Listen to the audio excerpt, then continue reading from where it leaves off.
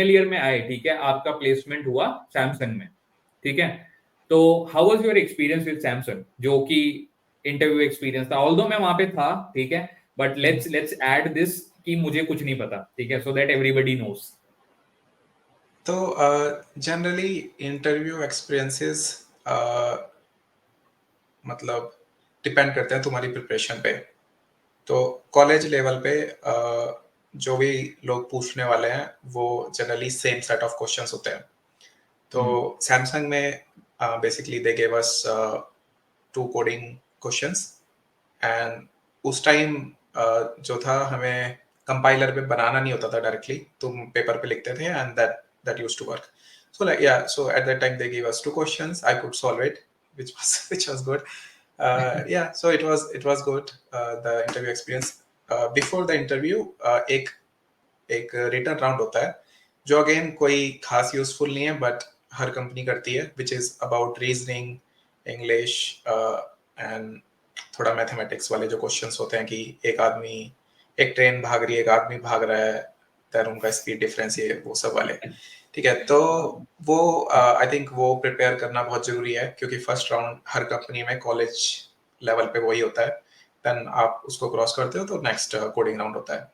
तो coding round में कैसे प्रिपेयर करना चाहिए, आई थिंक इसकी बात हम आगे करेंगे। फॉर नाउ लाइक मेरे से जस्ट 2 क्वेश्चन पूछे थे और I could solve it at the time. Okay, अच्छा, तो अंकुर, एक और चीज है जो कि बहुत ही माइन्यूट लेवल बात मैं पूछूंगा। जनरली हम सब जब ऐसी सिचुएशन में होते हैं कि जहां ऑब्वियसली वो आपका ड्रीम थी उस टाइम पे कंपनी, अब तो टाइम के साथ हमारे ड्रीम्स चेंज होते हैं, ओके, हर किसी का ड्रीम होती है, जब आप बीटेक में होते हो तो नौकरी चाहिए होती है मिडिल क्लास वाले बंदे को, right. Now the point is कि जब उस रूम में घुसे तो एंग्जाइटी फील हुई, थोड़ा खुद पे प्रेशर फील हुआ, जो फाइनल राउंड था मैं बोल रहा हूँ, स्पेशली जब सैमसंग का फाइनल राउंड था, तो जब रूम में एंट्री करी तो क्या फीलिंग थी उस टाइम पे, इमीडिएट फीलिंग क्या थी, ऑल दो बहुत पुरानी बात है बट फिर भी can you share okay, that? तो या तो एक्चुअली मेरे केस में ऐसा है कि अगर मैं किसी टॉपिक को लेकर प्रिपेयर होता हूँ तो मुझे एंग्जाइटी नहीं होती, स्पेशली अगर ओके। वो टैग टॉपिक है। तो मेरे लिए वो स्मूथ इंटरव्यू था। मेरा पर्सनल मतलब मुझे एंग्जाइटी हो सकती है जब मुझे किसी टॉपिक पे बोलना है, किसी नॉन टेक टॉपिक पे बोलना है, जैसे कोई स्पीच देनी है, ठीक है, तो उस केस में मुझे एंग्जाइटी हो सकती है क्योंकि I don't feel comfortable with that. ठीक है, हाँ, बट सी, अगर कुछ भी टैक लेवल पे हो रहा है तो आई फील ओके। हाँ, so this is everybody's strength, हर किसी की अपनी अपनी या स्ट्रेंथ है, हर कोई उन पे खेलना चाहता है, तो योर स्ट्रेंथ वाज टेक्निकल, या कि मतलब टेक्निकल आप 10 राउंड ले लो, बट मुझसे बोलने के लिए मत बोलना तो दैट इज ओके।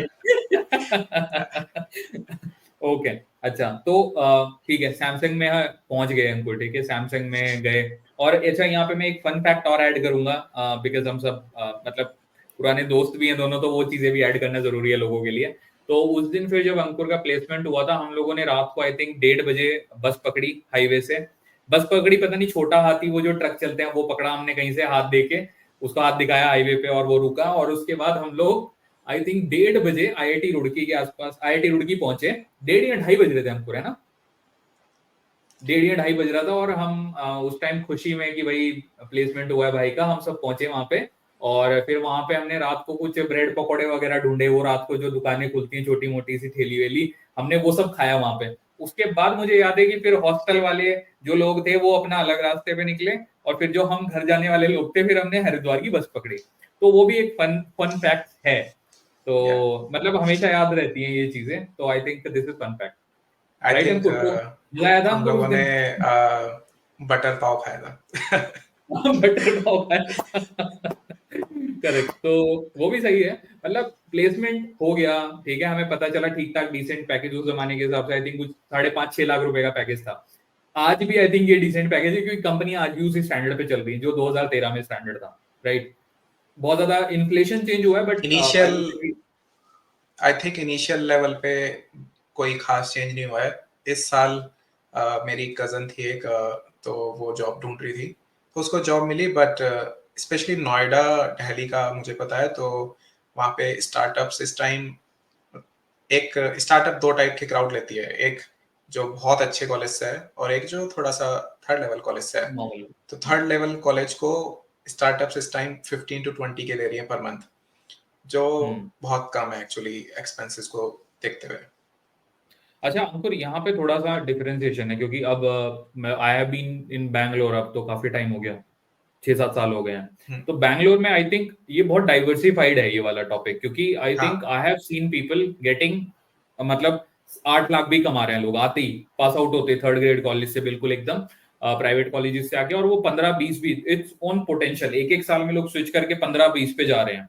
तो टोटली आई थिंक ये पोटेंशियल बेस है। तो आई थिंक आप जो भी लोग इसको देखेंगे तो don't keep yourself to a limit, मतलब स्काई इज द लिमिट। आप जितना टैलेंट दिखाओगे और अपॉर्चुनिटी और हार्डवर्क जब मिल जाएगा, तो आई थिंक देन कोई उसका मैच नहीं है, बस राइट अपॉर्चुनिटी आपको मिलनी चाहिए।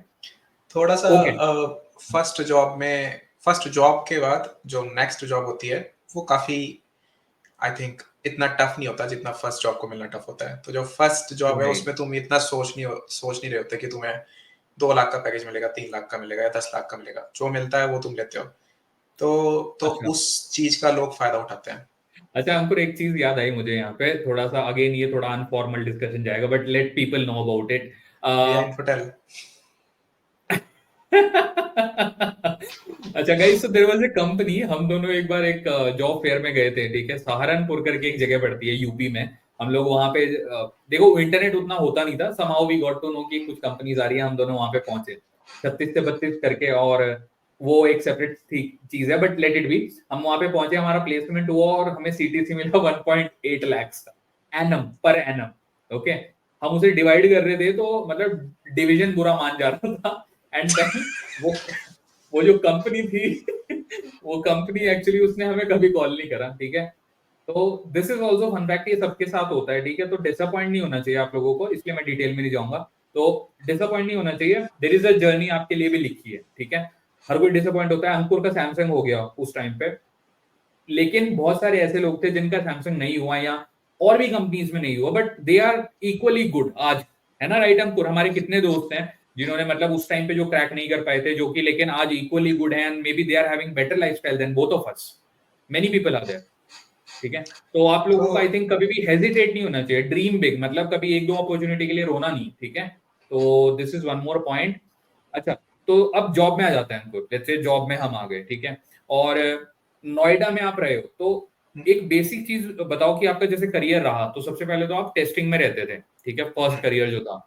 तो टेस्टिंग का जो इन्वायरमेंट होता है, स्पेशली जो आपका वाला टेस्टिंग था, मोबाइल वाला जो होता है, जो भी होता है, उसके अंदर मतलब इज देयर अ लर्निंग, या फिर लर्निंग है, इंटरेस्ट होना जरूरी है, how you think about it, कि मतलब उसको भी आप अपना लाइफ लॉन्ग करियर बना सकते हो। Why I am asking this, I will give a context, क्योंकि ऑब्वियसली अंकुर वहां से जब आपने जर्नी स्टार्ट करी टेस्टिंग से, तो अभी आप टेस्टिंग में नहीं हो, obviously you are doing much more in Python, API, user interface, तो ये करंट प्रोफाइल है अंकुर आपका, राइट? तो उस टाइम पे वो क्या वो प्रोफाइल किसी के लिए भी अच्छा नहीं है, या फिर ऑब्वियसली किसी के लिए अच्छा है, डिपेंडिंग ऑन योर थॉट्स। तो what do you think about this? तो मेरा मानना ऐसा है कि मैनुअल टेस्टिंग में कुछ पूरा नहीं है। लाइक मैनुअल टेस्टिंग में तुम्हें मैनुअल टेस्ट लिखने हैं, तो मैनुअल टेस्ट लिखने के लिए भी तुम क्रिएटिव हो सकते हो। कोई एक एप्लीकेशन दिया तुम्हें, लेट्स से एक यूआई दिया, तो उसमें there are 100 things to test. Then जब आप एक लेट्स से 2 इयर्स 3 इयर्स उस टाइप के फ्रेमवर्क में निकाल देते हो, तो तुम नेक्स्ट फेज ऑफ कैरियर सोच सकते हो। जैसे कि तुम manual test to little bit of automation में जा सकते हो। जैसे कि जो काम तुम मैनुअल कर रहे थे वो तुम वाया सेलेनियम या किसी ऑटोमेशन फ्रेमवर्क के थ्रू भी कर सकते हो। तो सेम चीज जो तुम मैनुअली कर रहे थे वो वाया सेलेनियम ऑटोमेटिक हो जाता है। तो तुम उसका कोड करना सीख सकते हो, देन कुछ स्मॉल प्रोजेक्ट्स लिख सकते हो, एंड देन अपने प्रोजेक्ट में इम्प्लीमेंट कर सकते हो। फिर उसके बाद और टेस्टिंग के बहुत सारे तरीके होते हैं। तो धीरे धीरे अपने प्रोजेक्ट में या फिर किसी और कंपनी में अगर आप स्विच कर रहे हो, तो वहाँ पे उस टाइप के डोमेन में जा सकते हो। तो टेस्टिंग के 100 टाइप्स हैं, तो आप उनमें जा सकते हो। देन अगर आपको टेस्टिंग पसंद नहीं आ रही थी, तो अगर आपको प्योर डेवलपमेंट अपॉर्चुनिटी मिल रही है, तो आप उसमें ट्राई कर सकते हो। तो कोई भी ऐसा बुरा अच्छा नहीं है। आप थोड़ा सा टाइम दो, आपको लग रहा है आपके लिए है या नहीं है। अगर नहीं है तो यू कैन मूव ऑन।